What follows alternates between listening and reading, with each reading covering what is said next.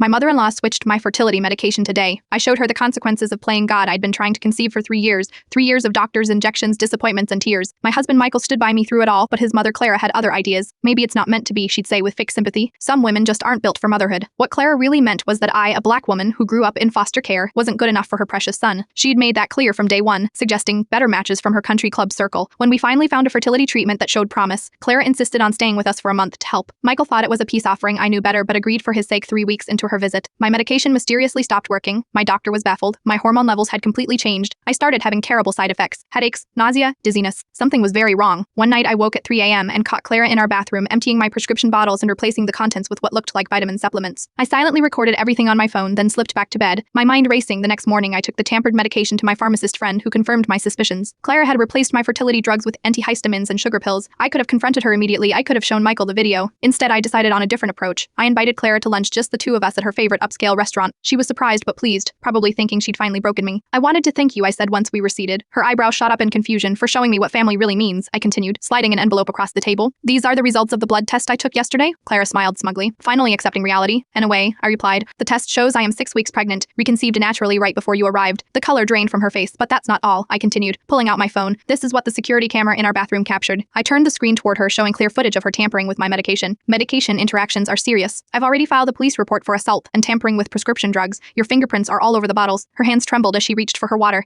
You wouldn't dare. Michael would never. Michael has already seen the footage, I interrupted. He's moving your things to a hotel as we speak. And this, I slid a second envelope across the table, is a restraining order. I stood to leave, then paused. One more thing. We're having twins, 2 little girls. You will never meet. Because the thing about growing up without a mother is that you learn exactly what kind of mother you want to be, and what kind you'll never allow near your children. As I walked out, I heard her sob once, not from remorse, but from the realization that her control was gone forever. Sometimes justice isn't about revenge. It's about protecting the family you are building from the family that never deserved you.